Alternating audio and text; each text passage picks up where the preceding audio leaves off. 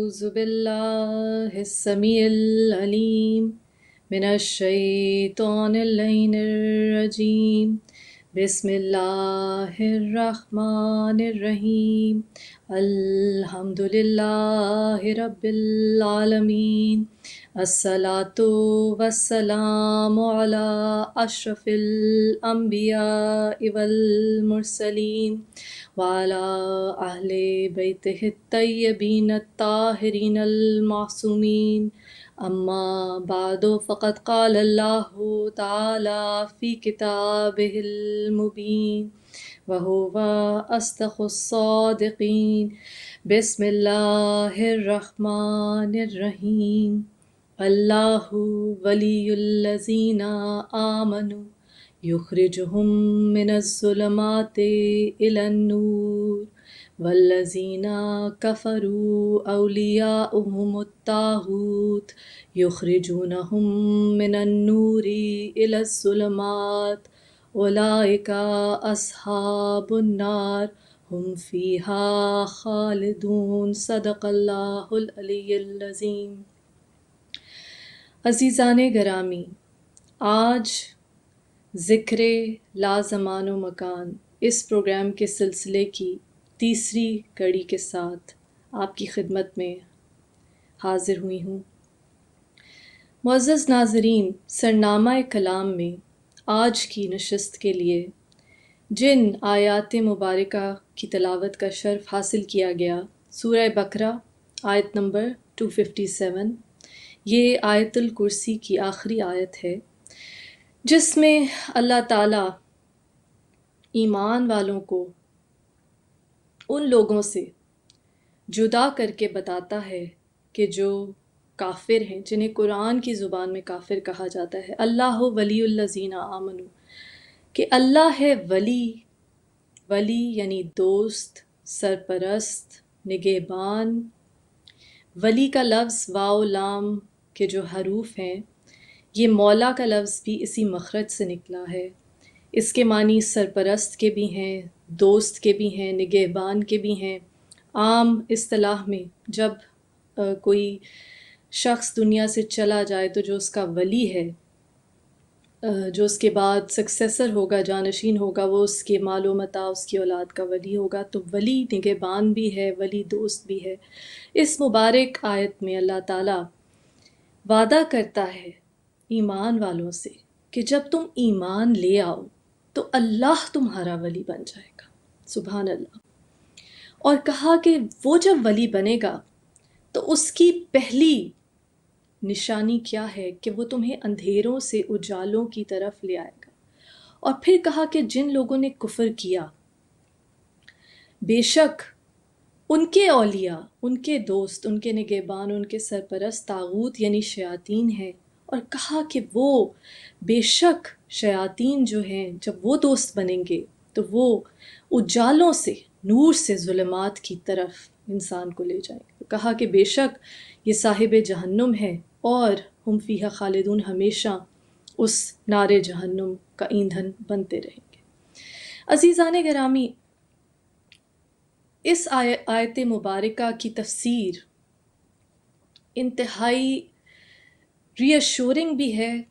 اور عبرتناک بھی ہے۔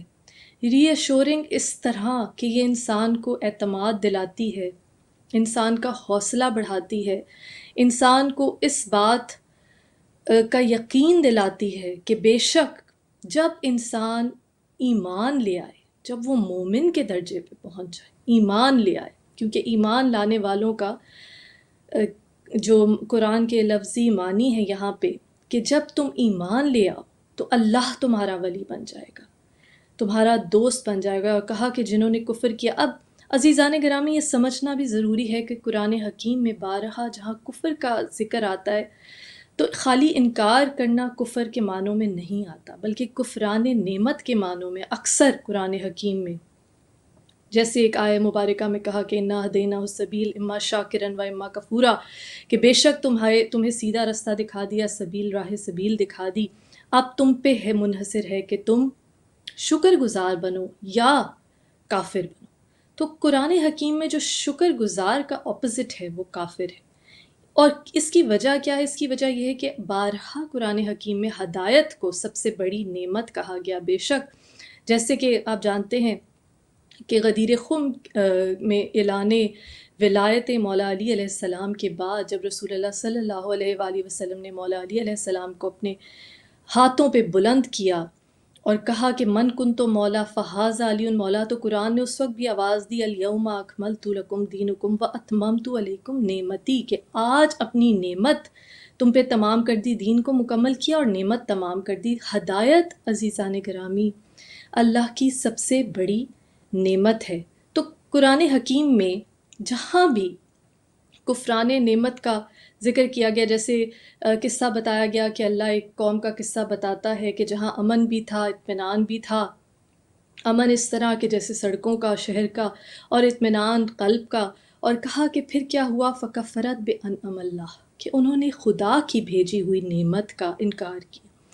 تو جب خدا کی بھیجی ہوئی نعمت کا انکار کیا تو اس کے بعد انہیں خوف اور بھوک کے عذاب نے آ جکڑا۔ تو عزیزان گرامی یہ سمجھنا ضروری ہے کہ قرآن حکیم جہاں کفر کا لفظ استعمال کرتا ہے تو وہ ناشکری کے معنوں میں آتا ہے، کیونکہ یہ ٹاپک اس لیے بھی بہت ضروری ہے، اس موضوع کو سمجھنا اس لیے ضروری ہے کہ بہت آسانی سے لوگ کسی کو بھی کہہ دیتے ہیں کہ وہ کافر، کسی نے یہ کام نہ کیا تو وہ کافر ہو گیا، جبکہ کافر اور مومن کا فیصلہ کرنے والا جو معیار ہے، جو میزان ہے، وہ اللہ تعالیٰ کے پاس ہے۔ بے شک ہمارے پاس گائیڈنس موجود ہے، اور جہاں تک حساب و کتاب کی بات آتی ہے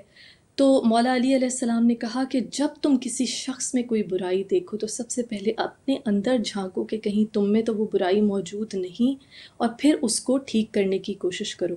تو عزیزان گرامی کسی دوسرے میں عیب تلاش کرنا تو بہت آسان ہے، جس طرح میرے مولا علی مرتضیٰ علیہ السلام مولا کائنات نے ایک مرتبہ فرمایا کہ جو شخص کسی دوسرے انسان کی تمام تر خوبیوں کو چھوڑ کے اس کی برائی کی طرف توجہ دے تو وہ اسی مکھی کی طرح ہے کہ جو تمام صحت مند خوبصورت جسم کو چھوڑ کر صرف ایک زخم یا کوئی جو پکا ہوا یا گندا حصہ ہے جسم کا اسی کی طرف جا کے بیٹھتی ہے۔ تو عیب ڈھونڈنے سے منع کیا گیا۔ تو عزیزان گرامی جہاں تک عیب ڈھونڈنے کی بات ہے تو سب سے بڑھ کر اپنی ذات میں عیب ڈھونڈنا ہمارے لیے ضروری ہے۔ تو اس لیے کسی دوسرے کو کہہ دینا بہت آسان ہے کہ وہ نعوذ باللہ کافر ہے، لیکن خود سمجھنا کہ کہیں ہم کفران نعمت تو نہیں کر رہے، کہیں ہمارے الفاظ، ہمارے اعمال، ہماری سوچ، ورڈز، ایکشنز، تھاٹس، تینوں چیزیں جو آپس میں ملی ہوئی ہیں اور ایک دوسرے پہ اثر ڈالتی ہیں، کہیں ان میں ناشکر گزاری کا ایلیمنٹ تو نہیں۔ اگر ایسا ہے تو نعوذ باللہ جہاں قرآن نے کفر کا لفظ استعمال کیا تو نعوذ باللہ خدا نہ خواستہ ہم اس طبقے میں کہیں شامل تو نہیں ہو رہے اپنے کسی عمل کی وجہ سے۔ تو یہ خود احتسابی جو ہے ہمارا جو مذہب ہے، جس طرح پچھلی نشست میں جب ہم نے رحمت للعالمین صلی اللہ علیہ وآلہ وسلم کا ذکر کیا تو آپ کی انتہائی خوبصورت حدیث میں نے ناظرین کی خدمت میں پیش کی کہ میرے پاک نبی نے فرمایا کہ بے شک بہت بدقسمت ہے وہ شخص کہ جس کا اگلے آنے والا دن جو ہے وہ پچھلے دن سے بہتر نہ ہو۔ یعنی کہ مسلمان ہونے کی حیثیت سے ہم پہ یہ فرض کیا گیا ہے کہ ہم ہر دن اپنے آپ کو پچھلے دن سے بہتر بنانے کی کوشش کریں۔ دیکھیے کس قدر بڑی ذمہ داری اور کس قدر خوبصورت ذمہ داری۔ یہ وہ ذمہ داری ہے کہ انسان تا حیات، یہ نہیں کہ ایک سرٹن ایج پہ پہنچ کے انسان یہ سوچے کہ اب تو جتنی غلطیاں تھیں میری کردار خدا نخواستہ پختہ ہو گیا اور اب میں توبہ نہیں کر سکتا، یا اس قدر گناہ ہو گئے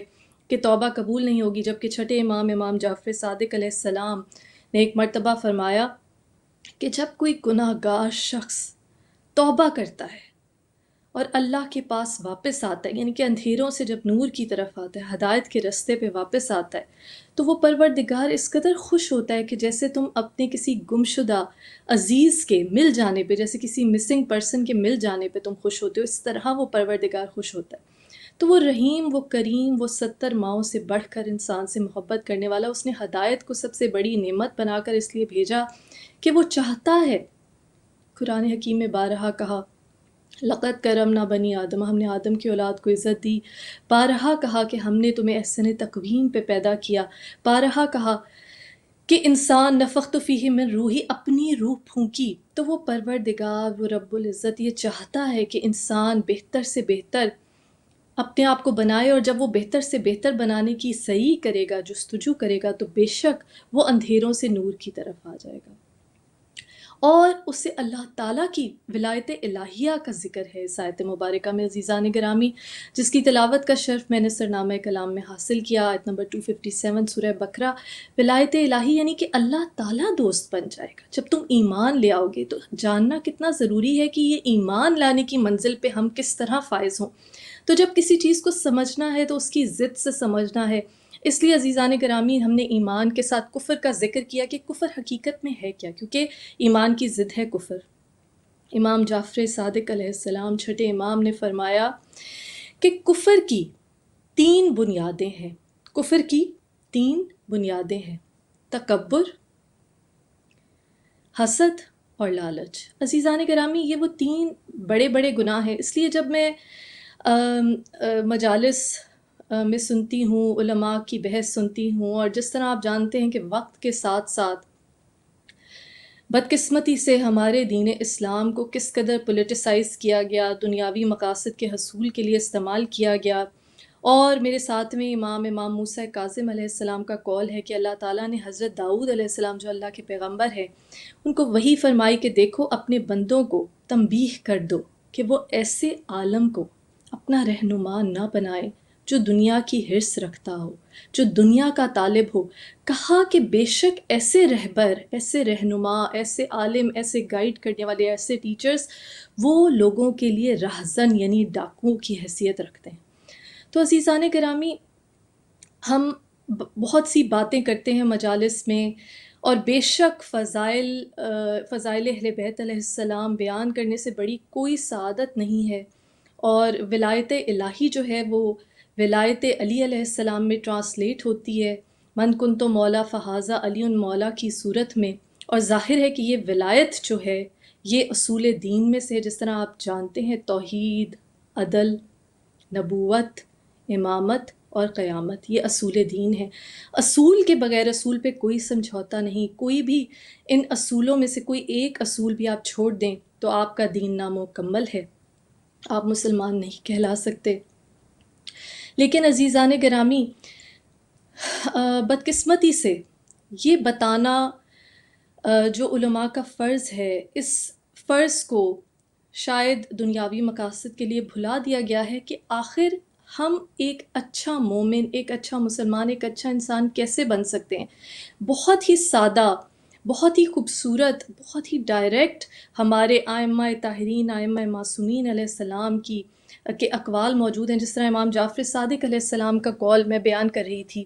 کہ میرے مولا نے فرمایا کہ کفر کی 3 بنیادیں ہیں: تکبر، لالچ اور حسد۔ یہ 3 بڑے بڑے گناہ ہیں۔ لوگ سمجھتے ہیں کہ کس طرح سے ہم اپنے ایمان کا درجہ بلند کریں، کس طرح سے ہم ایمان کے اعلیٰ ترین درجوں پہ فائز ہو سکتے، کس طرح سے ہم ان لوگوں میں سے بن سکتے ہیں کہ جن کا دوست اللہ تعالیٰ خود وعدہ کر رہا ہے نا قرآن کا، بے شک ہر حرف سچ ہے، یہ ذکر الہی ہے، یہ وہ ذکر ہے جو زمان و مکان کی قید سے آزاد ہے، یہ وہ ذکر ہے کہ جس کے بارے میں اللہ تعالیٰ نے کہا اِنَّا نَحْنُ نَزَّلْنَا الذِّکْرَ وَإِنَّا لَهُ لَحَافِظُونَ، کہ بے شک ہم ہی اس ذکر کو نازل کرنے والے ہیں اور ہم ہی اس کی حفاظت کرتے ہیں۔ اور وہی ذکر ہے جو نبی پاک صلی اللہ علیہ وآلہ وسلم کا ذکر ہے کہ قرآن نے خود گواہی دی وَرَفَعْنَا لَكَ ذِکْرَكَ، کہ نبی بے شک ہم نے آپ کے ذکر کو بلند کیا۔ وہی ذکر ہے کہ جو مولا علی علیہ السلام کا ذکر ہے کہ مولا نے کہا میں ہی وہ ذکر ہوں کہ جس سے لوگ منحرف ہو گئے۔ امام جعفر صادق علیہ السلام چھٹے امام نے ایک مرتبہ فرمایا، آپ جانتے ہیں ناظرین کہ اعتکاف کا کتنا ثواب ہے۔ 3 دن اگر اعتکاف میں بیٹھیں یعنی کہ دنیا سے ٹوٹلی اپنے آپ کو کٹ آف کریں اور عبادت میں بیٹھ جائیں تو اس کا ثواب ایک عمرے کے برابر ہے۔ اور امام جعفر صادق علیہ السلام نے فرمایا، جو میں ابھی فضائل اہل بیت علیہ السلام ذکر علی کی بات کر رہی تھی، کہ بے شک مجالس میں پڑھنا بہت بڑی سعادت ہے اور ذاکرین اور عالمین یہ سعادت حاصل کرتے ہیں۔ امام جعفر صادق علیہ السلام نے فرمایا کہ ایک مرتبہ میرے جد علی علیہ السلام کا نام لینا 100 مہینوں کے اعتکاف کے برابر ہے۔ 100 مہینوں کے اعتکاف کے برابر ہے۔ تو یہ جو نعرے لگتے ہیں مجالس میں، نعرہ حیدری یا علی، یہ جو ہم مولا علی علیہ السلام کا ذکر کرتے ہیں، یہ وہ ذکر ہے کہ رسول اللہ صلی اللہ علیہ وآلہ وسلم نے فرمایا کہ بے شک زینوا مجالسکم بذکر علی ابن ابی طالب، کہ بے شک اپنی مجالس کو ذکر علی ابن ابی طالب علیہ السلام سے منور کیا کرو، روشن کیا کرو۔ اور مومن اور منافق میں تفریق کرنے کا طریقہ بتایا کہ جب ذکر علی ہو رہا ہو تو جس کا چہرہ کھل جائے، جس کے چہرے پہ رونق آ جائے وہ مومن ہے، اور جس کا چہرہ بگڑنے لگے وہ منافق ہے۔ بے شک، سبحان اللہ۔ تو عزیزان گرامی، جب یہ ذکر کرتے ہیں تو یہ جاننا بھی ضروری ہے کہ کس طرح ہم ان صادقین، ہم ان صالحین کے ساتھ خود کو کس طرح وابستہ کر سکتے ہیں۔ اس ہدایت کو اپنے کردار میں شامل کرنا بھی بہت بڑی ضرورت ہے، نعمت کا تقاضا ہے، ورنہ ہم کفران نعمت کرنے والوں میں سے نعوذ باللہ ہو جائیں گے۔ تو امام جعفر صادق علیہ السلام نے فرمایا کہ کفر کی 3 بنیادیں ہیں: تکبر، لالچ اور حسد۔ اور عزیزان گرامی، قرآن حکیم کا اگر مطالعہ کیجئے کہ اس میں عبرت بھرے واقعات جو بتائے گئے، تکبر کا واقعہ بتایا کہ جس طرح تکبر کرنے والے وہ فرعون جو خود کو خدا سمجھتے تھے، تکبر کرنے والا وہ نمرود جو خود کو خدا سمجھتا تھا، کس طرح اللہ تعالیٰ نے تکبر کرنے والا وہ ابرہہ جو خدا کے گھر کو ڈھانے کے لیے نعوذ باللہ اس ارادے سے آیا تھا، تو اللہ نے کس طرح اس کا غرور توڑا اپنے امر کے ذریعے، حرف کن کے ذریعے۔ وہ جو مالک حرف کن ہے، کس طرح اس نے ایک چھوٹے سے پرندے ابابیل، ان کے غول کے غول اپنی چونچوں میں کنکریاں لے کر آئے، اور اس ابرہہ کی وہ ہاتھیوں سے بھری ہوئی جو فوج تھی اس کو نیست و نابود کر دیا۔ تو غرور کا کیا انجام ہے؟ غرور وہ گناہ ہے کہ جس نے ابلیس جیسے جن کو، جو اپنی عبادت کی وجہ سے، کئی روایات میں ہے کہ 40,000 برس تک عبادت کی اور فرشتوں کے درجے تک پہنچ گیا، اس کی پروموشن ہو گئی، لیکن تکبر کی وجہ سے اس نے کہا کہ میں تو اتنی عبادت کرتا ہوں اور میں آگ سے بنا ہوں، یہ آدم تو مٹی سے تخلیق کیے گئے ہیں۔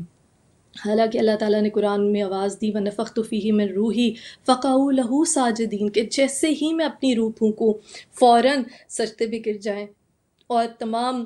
فرشتے فوراً ایک لمحے کی تاخیر کیے بغیر سجدے میں گر گئے، لیکن الا ابلیس، کہ اس نے کہا کہ نہیں میں تو سپیریئر ہوں۔ تو یہ تکبر تھا ناظرین، کہ جس نے اس ابلیس کو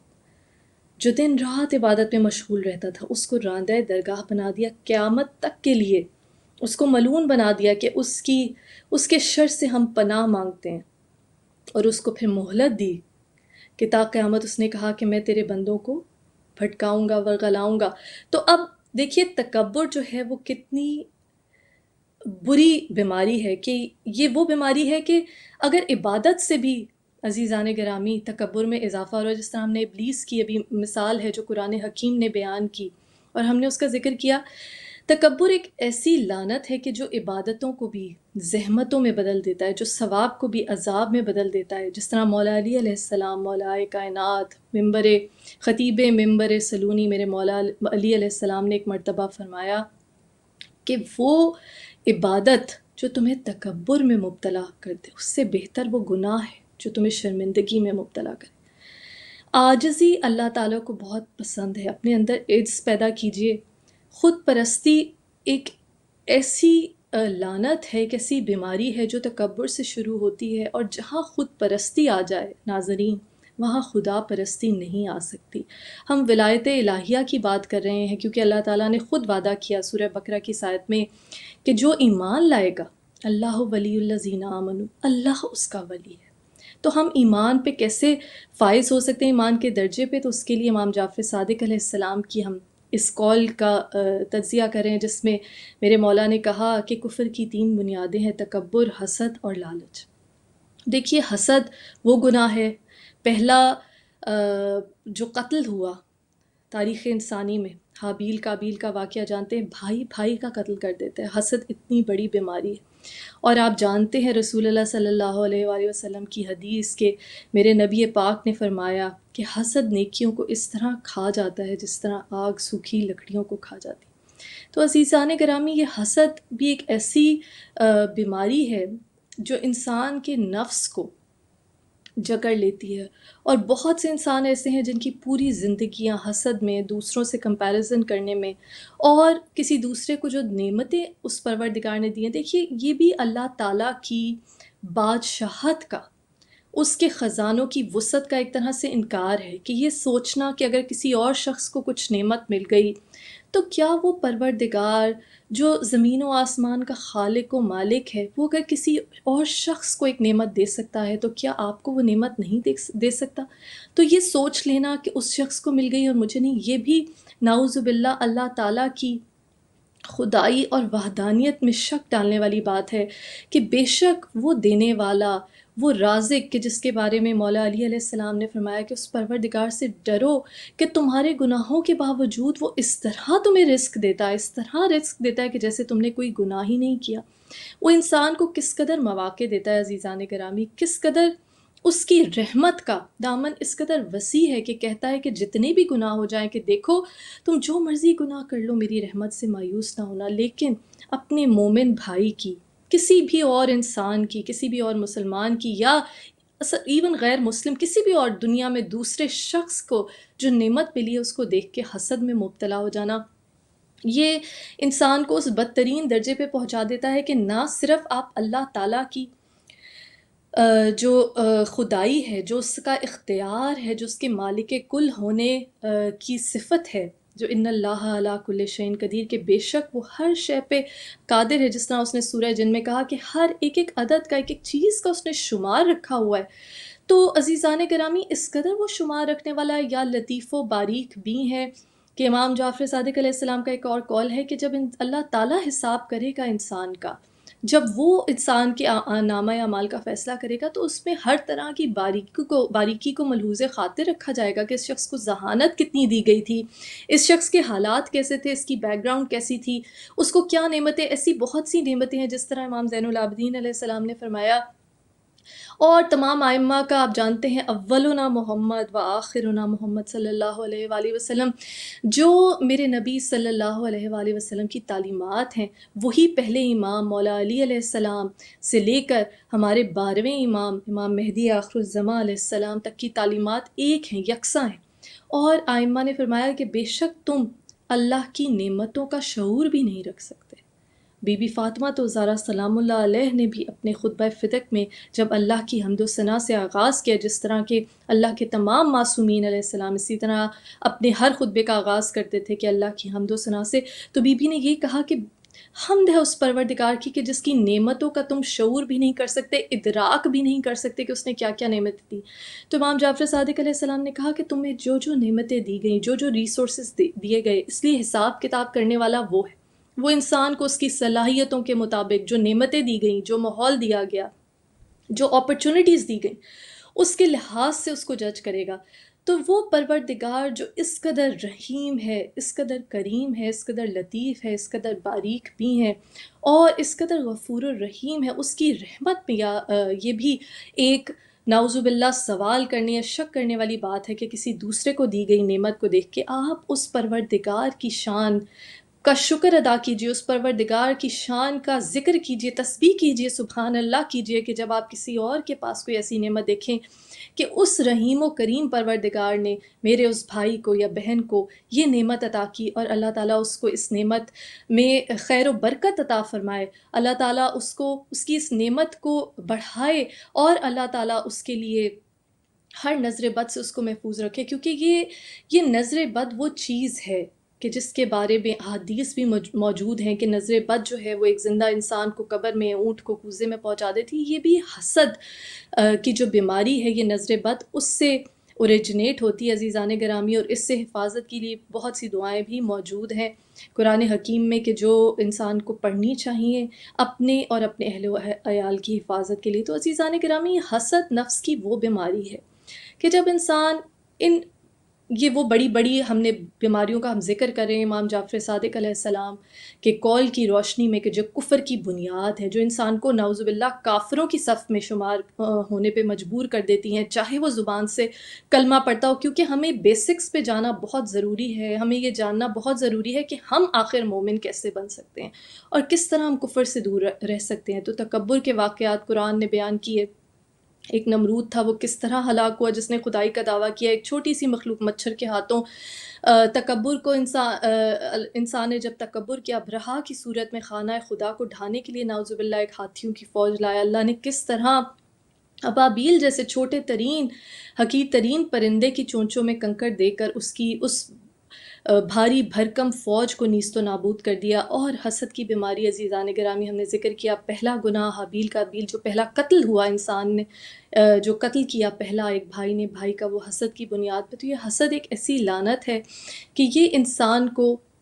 انسانیت کے اس عظیم مرتبے سے گرا دیتی ہے عزیزان گرامی، کہ جس پہ اللہ تعالیٰ چاہتا ہے کہ انسان جو اس کو عزت دے کر پیدا کیا، اپنی روح پھونکی، انسان بلند سے بلند اپنے کردار کو بنائے۔ اور تیسری بیماری جس کا ذکر امام جعفر صادق علیہ السلام نے فرمایا کہ یہ کفر کی بنیاد ہے، وہ لالچ۔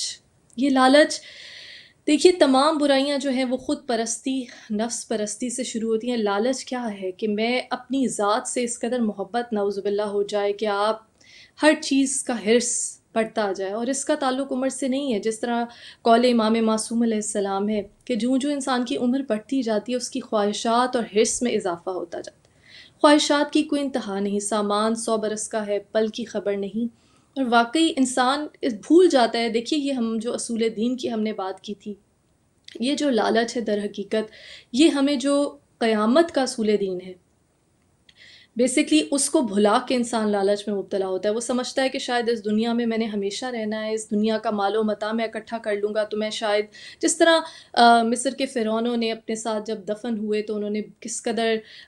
سونا، کس قدر مال و متاع، ساری ضروریت کی سامان رکھی، کیونکہ انہیں لگا کہ شاید یہ جو دنیا کی مٹیریل بلانگنگس ہے یہی ہمیں آخرت میں کوئی ساتھ دیں گی۔ جبکہ ہمارا خوبصورت مذہب، ہم اتنے خوش قسمت ہیں کہ ہم خطیب منبر سلونی کو اپنا پہلا امام مانتے ہیں، اور ولایت عامہ، ولایت الہیہ جب ولایت مولا علی علیہ السلام کی صورت میں ہمارے سامنے آتی ہے اور ہم مولا پہ ایمان لاتے ہیں، تو یہ ضروری ہے کہ ہم مولا کے جو فرامین ہیں ان کو اپنی زندگی میں شامل کریں۔ میرے مولا علی علیہ السلام نے ایک مرتبہ فرمایا کہ یہ دنیا کی جو دولت ہے یہ مٹی کی طرح ہے، اس کو پاؤں کے نیچے رکھو، سر کے اوپر ڈالو گے تو قبر بن جائے گی۔ تو جو لوگ دنیا میں دنیا کی چیزوں کو اپنا مرہون منت بنا لیتے ہیں عزیزان گرامی، ایک اور مقام پہ مولا علی علیہ السلام، خطیب منبر سلونی، مولا کائنات، باب مدینۃ العلم، میرے مولا نے فرمایا کہ دیکھو اس جسم نے یہ فانی ہے، اس نے مٹی میں مل جانا ہے، تم اس کے آرام اور افزائش کا اتنا خیال نہ رکھو، مگر وہ روح جاودانی ہے، اس نے باقی رہنا ہے، تو اس کی افزائش کا خیال رکھو۔ تو جب ہم روح کی افزائش کی بات کرتے ہیں تو پھر مولا علی علیہ السلام کا ایک قول سامنے آتا ہے۔ مولا نے کہا کہ خود کھانا کھانا جسم کی غذا ہے، لیکن دوسروں کو کھلانا روح کی غذا ہے۔ تو آپ دیکھیے کہ جب انسان لالچ کرتا ہے تو وہ اپنے آپ کو بہت حقیر بنا دیتا ہے ایک طرح سے۔ وہ سمجھتا ہے کہ شاید دنیاوی پوزیشنز، دنیاوی مال و متاع اکٹھا کر کے میری ویلیو میں، میری وقت میں اضافہ ہو رہا ہے، لیکن یہ سب دنیا کا مال ادھر ہی رہ جاتا ہے، اور جب انسان اپنے اخروی سفر پہ جاتا ہے تو اس کے ساتھ صرف اور صرف زاد راہ ہے اور وہ روح جو باقی رہتی ہے۔ تو اسی لیے مولا نے کہا کہ خود کھانا کھانا جسم کی غذا ہے اور دوسروں کو کھلانا روح کی غذا ہے، اور مولا نے کہا کہ جسم کی اتنی پرواہ، اتنی افزائش نہ کرو کیونکہ اس نے مٹی میں مل جانا ہے، لیکن روح جو ہے اس نے ہمیشہ باقی رہنا ہے۔ تو یہ ہمارے لیے لمحہ فکریہ ہے کہ ہم اپنی یہ روح جو ہے، جو ہمیشہ رہنے والی ہے، جو پروردگار نے اپنی روح پھونکی، نفخت فیہ من روحی، میں اپنی روح پھونکوں، اور پھر فرشتوں کو کہا کہ سجدے میں گر جاؤ۔ تو جو یہ اللہ تعالیٰ نے اپنی روح پھونکی، ہم اس کا حق کس طرح ادا کرتے ہیں؟ کیا ہم اپنی روح کی افزائش کا بندوبست کرتے ہیں عزیزان گرامی؟ اور یہ یاد رکھیے، میں نے بارہا اس بات پہ ایمفیسائز کیا، بارہا میں نے یہ پیغام پہنچانے کی کوشش کی کہ الحمدللہ یہ مذہب اسلام اس قدر پریکٹیکل مذہب ہے۔ یہ وہ مذہب ہے جو اللہ تعالیٰ کا اپنی مخلوق سے محبت کا ایک جیتا جاگتا مظہر ہے۔ ہمارے ائمہ طاہرین کی زندگیاں جو قرآن ناطق ہیں، بولتا قرآن ہے، ہمیں ایسے سبق دیتی ہیں عزیزان گرامی کہ اگر ہم ان اسباق کو یاد کریں، ان کو اپنی زندگی میں شامل کریں، تو ہماری زندگی خوبصورت، بہترین اور انتہائی فلفلنگ ہو سکتی ہے۔ تو یہ سمجھنا کہ کیا دنیا ترک کرنا ضروری ہے، نہیں۔ اسلام عین دین فطرت ہے۔ اسلام میں جتنے ثواب، جتنی نیکیاں ان کاموں کے بارے میں لکھی گئی ہیں کہ عزیزان گرامی جو انسان کی زندگی کے اسباب کے لیے ضروری ہے۔ جس طرح بی بی فاطمہ الزہرا سلام اللہ علیہ کا ایک قول ہے کہ بی بی نے کہا کہ جب کوئی عورت اپنے بچوں کی افزائش میں، ان کی پرورش، ان کی تعلیم و تربیت اور گھر کے کاموں میں اپنے بچوں کے لیے مصروف ہوتی ہے تو وہ اللہ تعالیٰ سے اس وقت سب سے زیادہ قریب ہوتی ہے۔ اب دیکھیے کس قدر خوبصورت یہ مذہب ہے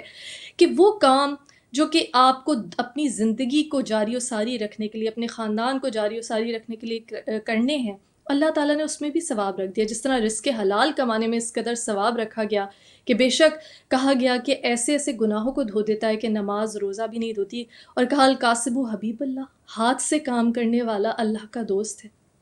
اور آپ دیکھیے کہ یہ وہ اسباق ہیں عزیزان گرامی کہ جو غیر مسلم اقوام نے سیکھے، اپنی زندگیوں میں شامل کیا۔ الکاسب حبیب اللہ، کام کرنے والا، ہاتھ سے کام کرنے والا اللہ کا دوست ہے۔ آپ دیکھیے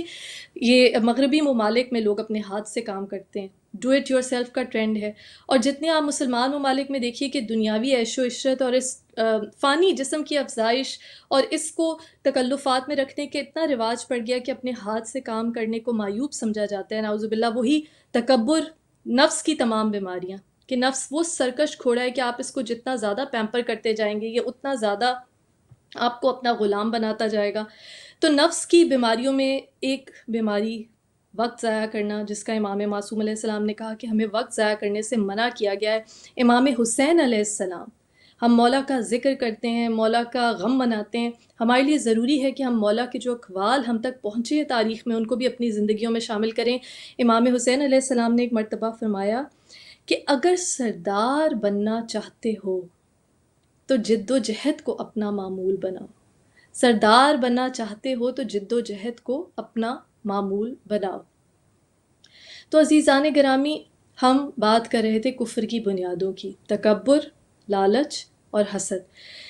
یہ لالچ کا بھی دیکھیے قرآن حکیم نے جب بیان کیا قارون کا قصہ کہ قارون کے پاس اس قدر خزانہ تھا اور وہ کر و فر سے نکلا اپنے خزانے لے کر، اور اس نے کہا کہ یہ تو میں نے اپنی زور بازو سے حاصل کیے، جبکہ جو صاحب علم تھے، قرآن کے الفاظ ہے، قرآن میں واقعہ موجود ہے، جو صاحب علم ہے انہوں نے کہا کہ نہیں یہ تو تمہیں اللہ نے دیا ہے، تو اس نے کہا نہیں یہ تو میں نے اپنے زور بازو، اپنی ذہنی کمالات کی بنا پر حاصل کیا۔ اور پھر اس کا تمام تر خزانہ جو ہے قرآن حکیم میں واقعہ بیان کیا گیا کہ زمین بوس ہو گیا، زمین میں دفن ہو گیا، اس کے کسی کام نہ آ سکا۔ تو عزیزان گرامی، یہ جو خوبصورت کتاب ہے اللہ تعالیٰ نے، جو قرآن ہمارے سامنے ہمیں بھیجا، ایک ہدایت، ایک روشن واضح ہدایت کی کتاب بنا کر جس کو بھیجا، اور ساتھ ساتھ ہمیں قرآن ناطق کی وہ نعمت جو اللہ کی سب سے بڑی نعمت ہے، ہدایت، اہل بیت علیہ السلام کی صورت میں جن کو بھیجا، جنہوں نے ہمیں بتایا کہ دنیاوی دولت کی محبت کچھ بھی نہیں۔ آپ جانتے ہیں وہ واقعہ بی بی فضا علیہ السلام جب رسول اللہ صلی اللہ علیہ وآلہ وسلم کی خدمت میں آئیں اور در فاطمہ الزہرا علیہ السلام پر آئیں، اور کہا کیونکہ حبش کی ملکہ تھی، سب کچھ چھوڑ کے آئی تھیں اور علم کیمیا جانتی تھیں، اور کچھ مٹی کو سونا بنا کے مولا علی علیہ السلام کو پیش کیا اور کہا کہ گھر میں غربت کا سامان ہے، بے سر و سامانی ہے، تو یہ کچھ سونا میری طرف سے تحفے میں قبول کیجیے۔ تو ایک مرتبہ مولا علی علیہ السلام نے مسکرا کے کھیلتے ہوئے امام حسن حسین علیہ السلام جو عالم طفلی میں تھے ان کی طرف دیکھا اور کہا کہ فضا، یہ علم تو اس گھر کے بچے بھی جانتے ہیں، لیکن ہم دنیا کی محبت کے لیے پیدا نہیں کیے گئے، ہم اس دنیا کے لیے پیدا نہیں کیے گئے۔ وہی بات ہے عزیزان گرامی، یہ تو وہ ہستیاں ہیں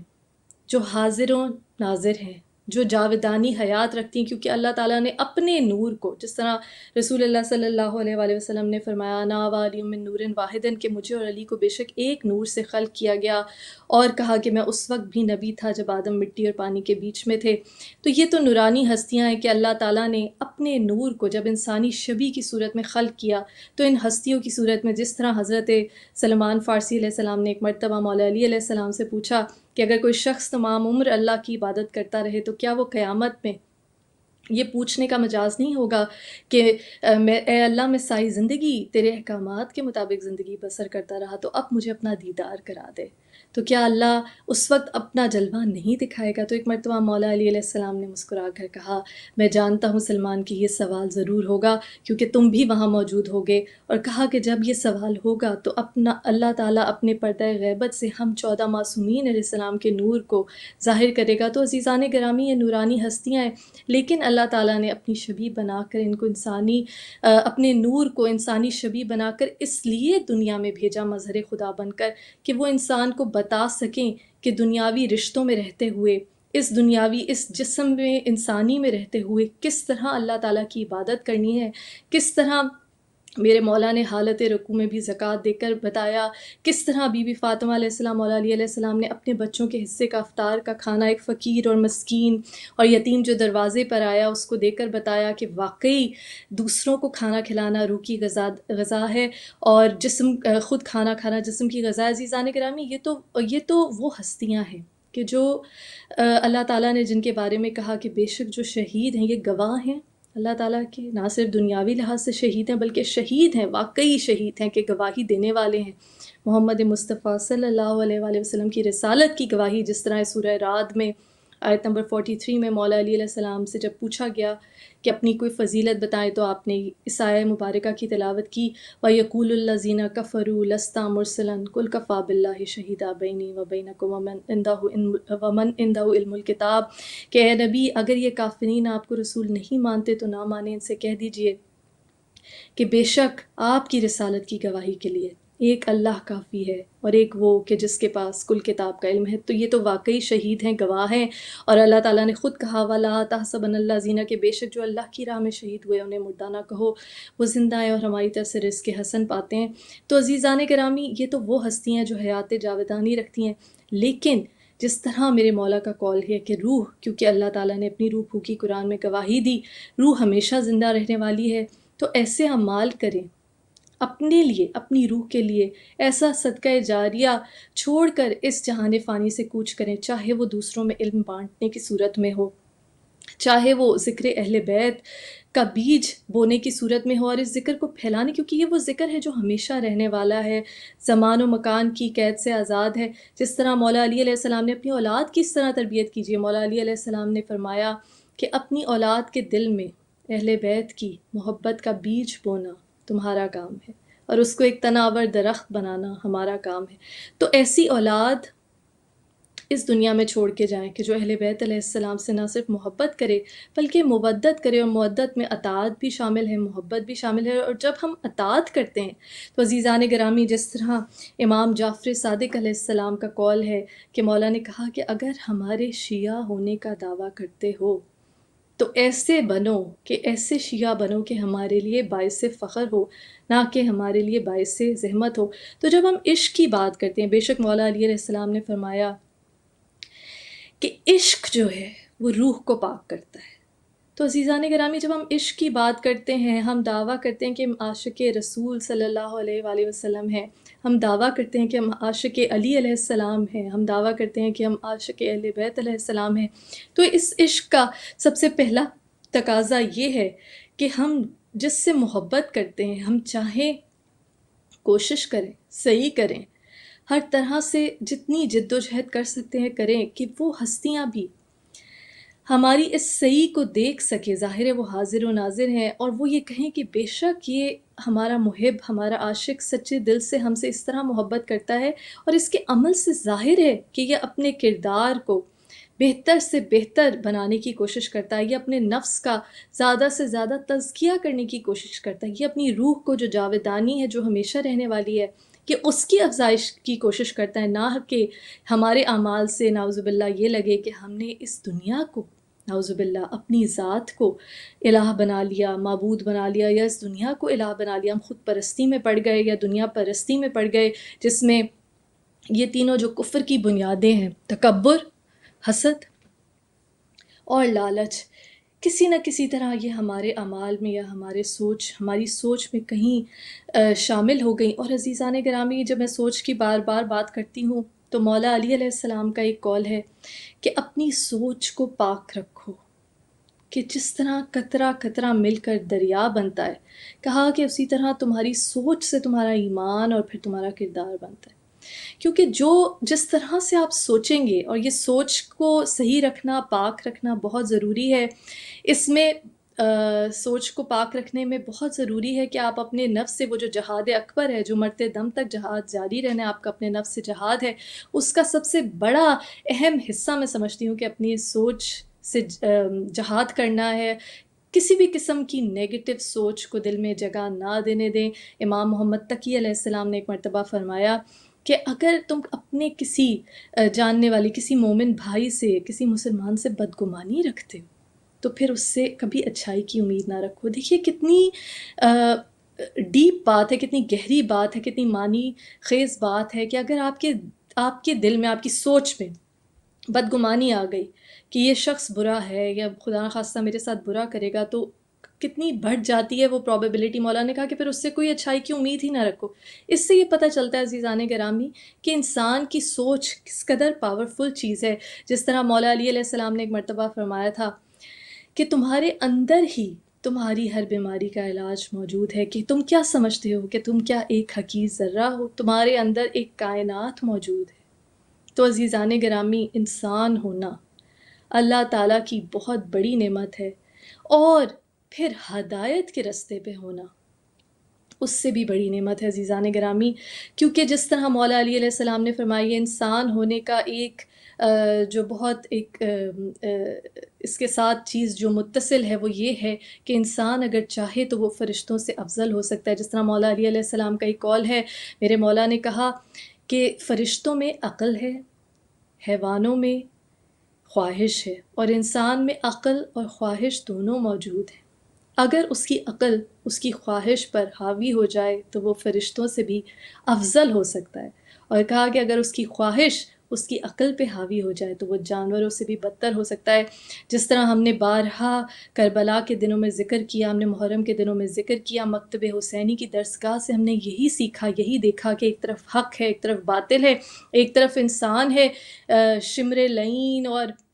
یزید ملعون اور ابن زیاد ملعون کی وہ فوج ہے جو جانوروں سے بدتر ہو گئی، ایک طرف وہ ذوالجناح ہے، وہ اسپ ہے، مولا کی سواری ہے، کہ جو اس وقت ان ملعون انسان جو کہ جانوروں سے بدتر تھے اس سے زیادہ اپنے